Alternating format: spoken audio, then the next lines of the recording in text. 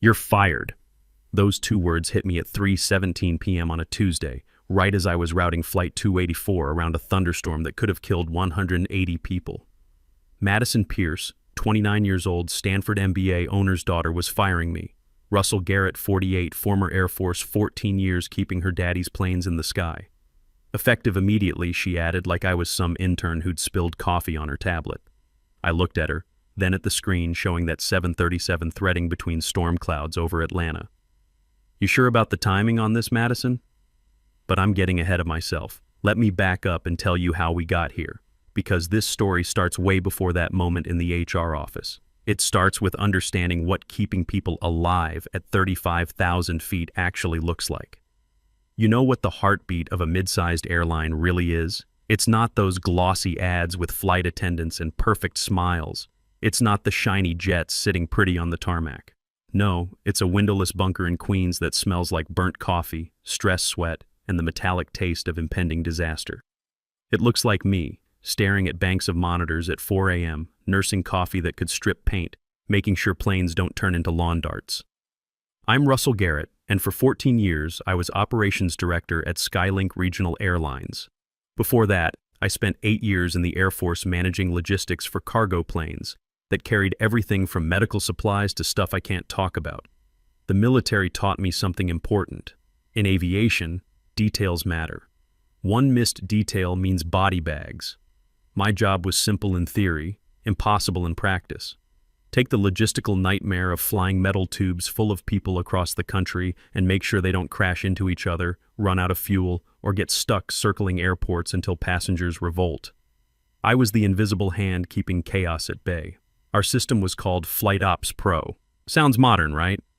Wrong.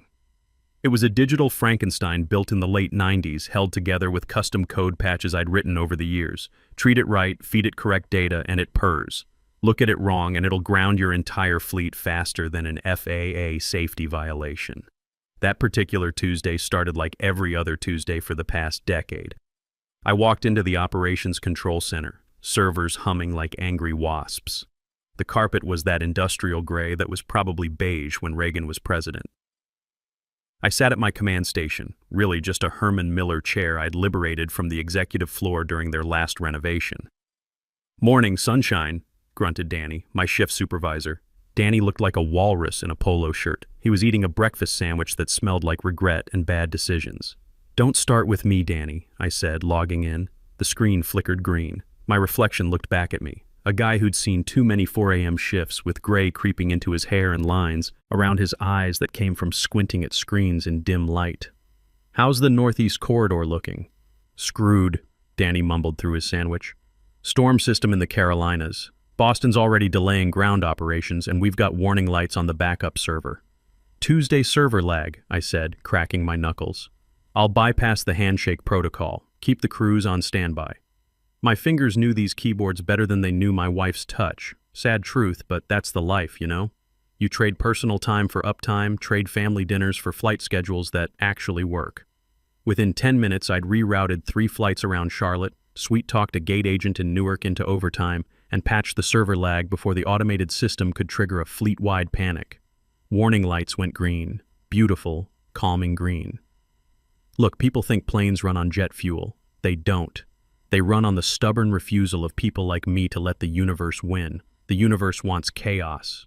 Weather delays, mechanical failures, pilots calling in sick with mysterious ailments right before their ex-wife's wedding. I was the wall against that chaos. I was feeling good that morning, feeling like I had this job figured out after all these years. I had my terrible coffee, my green screens, and the illusion that experience actually mattered in this business. But you know what they say about illusions. They usually get shattered by people wearing expensive suits and carrying tablets they don't know how to use. At 9 a.m. sharp, the OCC door opened. Usually nobody comes down here unless something's on fire or someone's getting canned. The air pressure actually changed. The smell of burnt coffee was replaced by aggressive perfume and entitlement walking through the door. Standing there, looking like they'd wandered off a reality show about people who've never changed their own oil, were Madison and Brady Pierce. Madison was the owner's daughter, 29, Stanford MBA, possessed the kind of confidence that comes from never facing real consequences. Brady was her 26-year-old brother, looked like he'd stepped out of a men's fashion magazine and had the business sense of a golden retriever. Madison held her tablet like it contained the secrets of the universe. Brady was already taking selfies with the server banks in the background, probably for his Instagram story. "Russell," Madison announced, flashing a smile that was all veneers and zero warmth. "Just the person we wanted to see." My gut dropped. Same feeling you get when you hear that grinding noise in your transmission on a dark highway miles from civilization. I knew whatever came next wasn't going to be good. "Madison," I said, not standing up, "what brings you to the dungeon?" "We're here to observe," Brady chimed in, his voice carrying that particular pitch of someone who's never been told no. "Dad thinks it's time we really understood the core operations." "Understood," I repeated. "Right now, I'm routing a 737 around the thunderstorm over Atlanta so 180 people don't become a crater. Feel free to observe, just don't touch anything." Madison laughed, the kind of laugh that doesn't reach your eyes. "Always so dramatic, Russell, that military mindset. But we're thinking bigger picture here. Optimization, streamlining. There's that word, streamlining. Corporate speak for fire the people who know what they're doing and replace them with an app that doesn't work." Brady wandered over to my monitor bank, reaching out toward the screen showing live flight data. "Don't," I said sharply. He froze. "That's not a touchscreen, kid. That's a live feed. You tap that wrong, you might cancel fuel orders for 3 airports.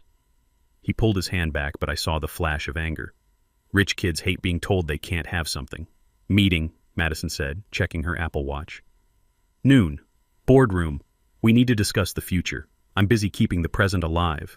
It wasn't a request, Russell.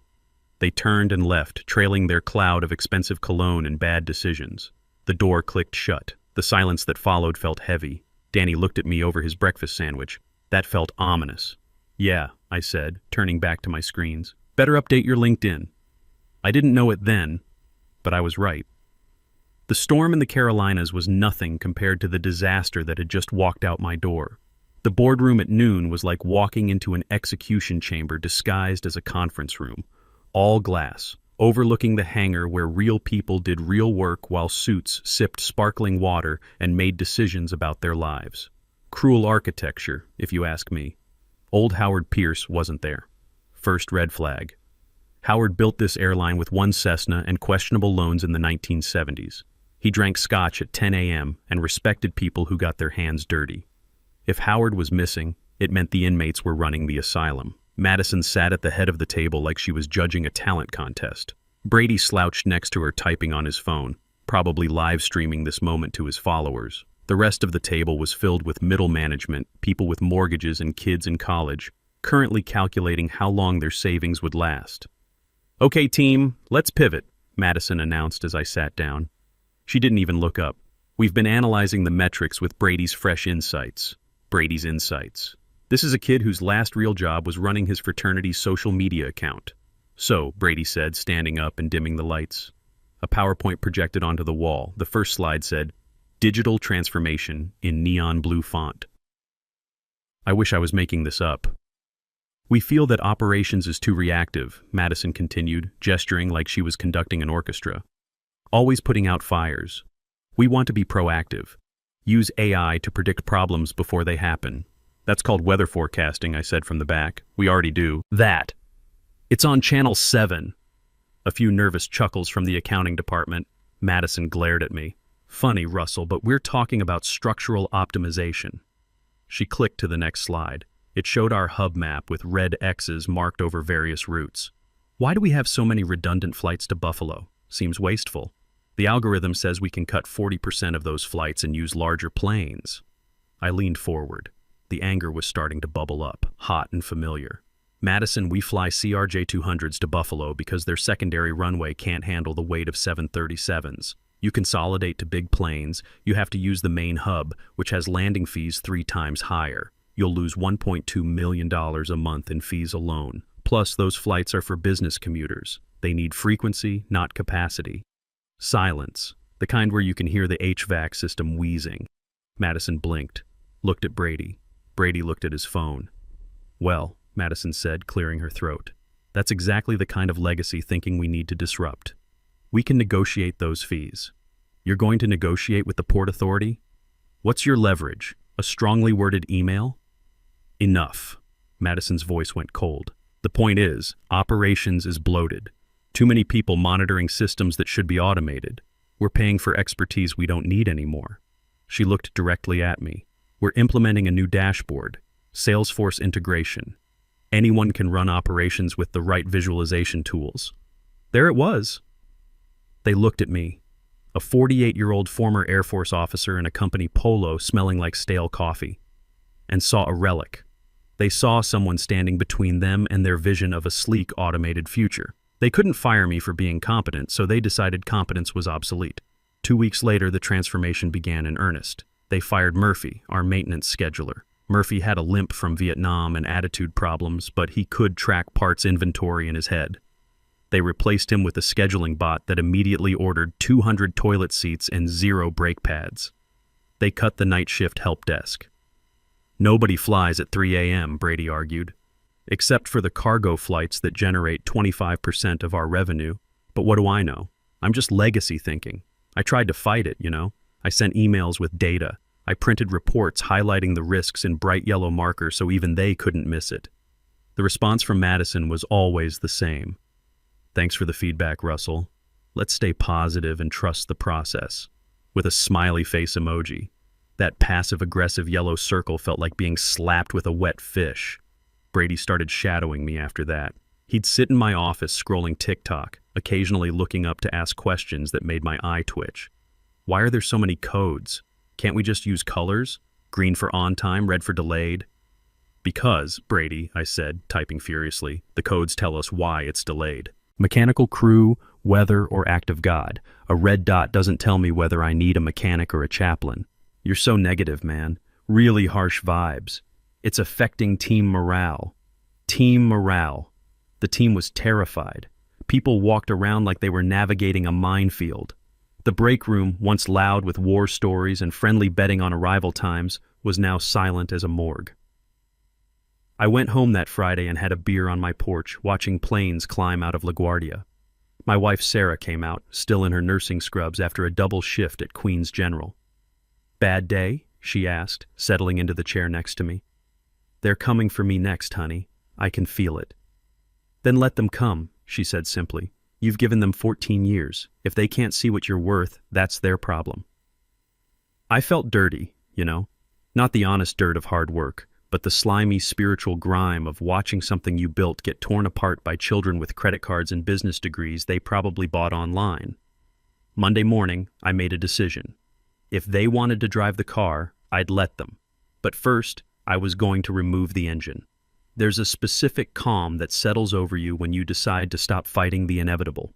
It's not peace exactly, more like the eye of a hurricane. You know destruction is coming, but for this moment, everything is still. I stopped arguing. That was the first sign, but they were too busy congratulating themselves to notice. We're cutting turnaround time in Dallas to 18 minutes, Madison announced in Monday's meeting, waiting for pushback. Old Russell would have exploded. 18 minutes isn't enough time to deplane, clean, fuel, and board unless you're throwing passengers out the cargo door. New Russell just nodded. Ambitious timeline, Madison. Very innovative. Brady beamed. See, I told you he'd get with the program. Program. My program was currently focused on controlled demolition. Over the years, I'd written about 3,000 lines of custom code to keep FlightOps Pro functional. These weren't official updates. IT didn't even know half of them existed. They were patches, workarounds, digital duct tape that held everything together. Example, when the crew scheduling system crashed every Thursday, because it was programmed by someone who apparently hated Thursdays, my script automatically pulled backup data from payroll so we didn't lose pilot assignments. Without that script, the system displayed error 404, pilot not found, and planes sat on the tarmac until someone manually called 250 pilots. I didn't delete the scripts. That would be sabotage, and I'm not a criminal. I'm a professional. Instead, I consolidated them, moved all my custom protocols into a single directory on the server, my directory tied to my employee credentials. The logic was sound. These were my personal productivity tools. If I was employed, they ran. If not, well, access gets revoked. Standard security protocol. I spent 3 days doing this, working late into the night. Brady stopped by once, seeing me hunched over code. Burning the midnight oil. Love the dedication, he said. Just documenting everything for the transition, I replied. Wasn't even lying. Perfect. We're bringing in consultants next week to map the workflow. They're going to love what they find, I muttered. What's that? I said I hope they're thorough. By Thursday, the trap was set. My custom code was now the load-bearing wall of the entire operation, and the detonator was my employment status. But I needed one more thing: documentation. I dug up an old compliance memo from 2013 about intellectual property of employee-created tools. It basically said any code written by employees for personal workflow optimization remained their responsibility unless formally transferred to IT through a 60-day review process. I printed it out, signed it, and buried it in a stack of new hire paperwork. Nobody reads that stuff anyway. It got filed in the basement of bureaucracy where all important documents go to die. Friday afternoon, the email came. Meeting, HR, and strategy, 3:00 p.m. No subject line, no agenda, just the digital equivalent of a death sentence. I knew what it was. I looked around the OCC one last time, at the flickering screens, the gray carpet, Danny wiping mustard off his shirt. I loved this chaos, this controlled madness. But you can't save a house when the owners are pouring gasoline on it and handing out matches. I opened my desk drawer, took out my personal items.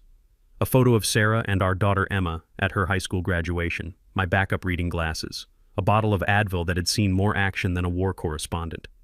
Danny, I said, standing up. Yeah, boss? If the routing server asks for level 5 authentication tonight, don't force it. Let it cycle. Danny looked confused. Okay. You going somewhere? Just a meeting, I said. Hold the fort. Always do.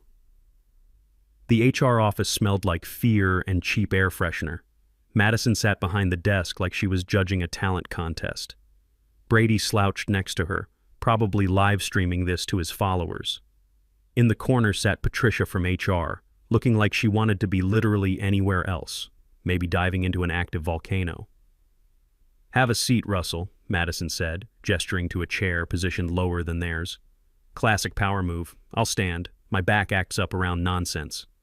Madison's jaw tightened. Let's make this quick. We've been reviewing the structural needs of operations, and frankly, your traditional approach doesn't align with our agile, forward-thinking vision. Agile, I repeated. That the word for firing the only guy who knows how the servers work?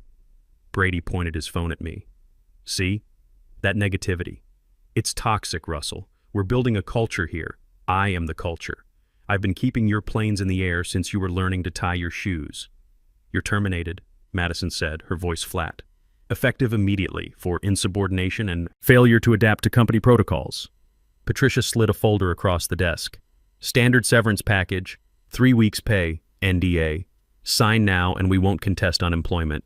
3 weeks. 14 years of missed holidays, of sleeping in the office during blizzards, of being the guy who answered the phone at 3 a.m. when something went wrong. They offered me 3 weeks. I didn't look at the folder. I reached into my pocket and pulled out my ID badge. The plastic was cracked, the lanyard frayed. It showed my face from 6 years ago, looking optimistic. I didn't recognize that guy anymore. I tossed the badge on the desk. It landed with a plastic snap right on Brady's iPhone screen. Keep your money, I said. I'm not signing anything, because if I sign that NDA, I can't consult, and you're going to need a consultant very, very soon. Madison laughed. We can run this place without you. We have the dashboard. We have the data. I looked at her, then at Brady, still filming everything for his social media. Madison, you have a dashboard that shows data I curate. You have a system running on logic I wrote. You think you bought a self-driving car, but you just bought a manual transmission and fired the driver while doing 80 on the highway. I turned toward the door. Wait, Brady said, lowering his phone. You need to hand over your passwords. They're in my desk drawer, I lied. Written on sticky notes, just like you kids like them. I opened the door. The hallway air felt cleaner. Oh, and Madison? The server does a cache refresh every 4 hours. Next one's at 3:30. That's 15 minutes. When it refreshes, it looks for active user authentication to rebuild the bridge to the mainframe. If it doesn't find one, I shrugged. Well, it gets confused. We have administrative access, Madison snapped. Tell your dad I said good luck. I walked to the elevator, pressed the button, and descended. As the doors closed, I pulled out my phone and opened the admin app. Status: connected. User: Russell Garrett. Action: log out. A warning popped up. Logging out will terminate all active session scripts. Continue? My thumb hovered over the screen. I thought about the 3-week severance. I thought about Brady's TikTok videos. I thought about Howard Pierce letting his kids play God with people's livelihoods. I pressed yes. Status: disconnected. I walked out into the afternoon sunshine. The air smelled like jet fuel and freedom. There's a bar called the Departure Lounge about a mile from the airport. It's where airline people go to forget their shifts. Pilots who've timed out, flight attendants with sore feet, ground crew who just need to decompress. I walked in at 3:15. Early day, Russell? Asked Pete, the bartender. Permanent vacation, Pete. Give me a bourbon. The good stuff. Pete poured. I raised the glass to the TV showing departures at LaGuardia. Everything still looked normal. 3:30 p.m. Cache refresh time. Somewhere in the server room, lines of code were reaching out for my digital handshake, and finding nothing but air. In my mind, I could see the OCC. Danny would be finishing his afternoon snack. The new dashboard would be showing green lights across the board. Then the first glitch would happen. Maybe Flight 412 to Miami would suddenly show a departure time of null. Danny would frown, tap his keyboard. Hey, Jason. Miami flight just lost its departure slot. Probably just a sensor, Jason would say, not looking up from his phone. Refresh it. Danny would refresh. The system would look for my backup script to reload the data. Access denied. My phone started lighting up at 3:45. Flight 284 to Boston changed from on-time to delayed. Then Flight 156 to Seattle. Then Flight 398 to Denver. Here we go, I whispered, taking another sip. Inside the OCC, the pretty dashboard would be having a seizure. Without clean data, those beautiful visualizations Madison loved so much would look like a seismograph during an earthquake. My phone buzzed. Text from Danny. Russell, what's happening? System locked us out of gate assignments. 2 planes taxiing to the same gate, pilots losing their minds. I didn't reply.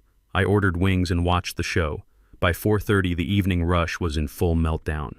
Without routing logic, the system reverted to factory default settings from 1999.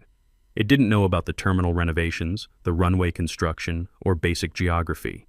It started assigning planes to gates that existed only in digital space. The TV switched to breaking news. Massive delays at LaGuardia and JFK as regional airline experiences, system-wide failure. I raised my bourbon to the screen. My phone rang. Madison's number. I let it go to voicemail. It rang again and again. Text from Brady. This is really unprofessional. People are suffering. I replied, try using that agile methodology to fly planes. Then I blocked him. The big call came at 6 p.m. Howard Pierce, Sr. I stared at the phone. Howard deserved respect. He built this company from nothing, but he also stepped aside and let his spoiled kids treat me like yesterday's garbage. 3 rings. I answered, Russell. Howard's voice sounded older than his 78 years. It's a nightmare down here. I noticed. News says you're breaking records for cancellations. Cut the crap, Russell. The kids screwed up. I know it, you know it. But you're hurting innocent people. I didn't hurt anyone, sir. I was fired. I left. The system did exactly what it was designed to do, protect security integrity. He grunted. Smart. Look, come back tonight. I'll fire Madison and Brady. Name your price. Just get these planes moving. This was it. The victory lap. I could walk back in there, be the hero, watch Madison cry in the parking lot. It was tempting as hell. But then I thought about the last 2 weeks. The disrespect. The legacy-thinking comments. If I went back, nothing would change. Howard would retire, Madison would inherit everything, and I'd be the janitor cleaning up messes until I dropped dead. I can't do that, sir. Name your number. 150K, 200K. It's not about money. It's about liability. If I come back now and fix this, I'm admitting I sabotaged it. Lawyers would have a field day. I'll sign a waiver. No, I said firmly. The bridge is burned, Howard. You let them light the match. Russell, please. I'm bleeding money. You should have thought about that before you replaced your chief engineer with a couple of social media influencers. I hung up. Saturday morning, I slept until 9 a.m. First time in years. Made real coffee from actual beans, not the powdered despair we had at work. Sat on my porch and opened LinkedIn. Changed my status to Independent Aviation Systems Consultant. Within 2 hours, I had 15 messages. One stood out. Oliver Rodriguez, VP of Operations at Aero Connect, our biggest competitor. Russell, saw the news. Lunch today? We met at a steakhouse. Oliver brought a contract. 6-figure consulting fee, work from home, set my own schedule. One condition, I said, full autonomy. If I say something needs fixing, it gets fixed. Done. 3 months later, Skylink was sold for parts. Madison started a podcast about workplace resilience. I listened to one episode, mostly ads for life coaching. Me? I work from home now, make more in 3 months than I used to make in a year. Sarah and I took Emma to Europe for graduation. First real vacation in 15 years. Sometimes I think about the OCC, the chaos, the adrenaline of keeping everything from falling apart. But then I remember, respect is earned, competence has value, and sometimes the best revenge is just being better at your job somewhere else.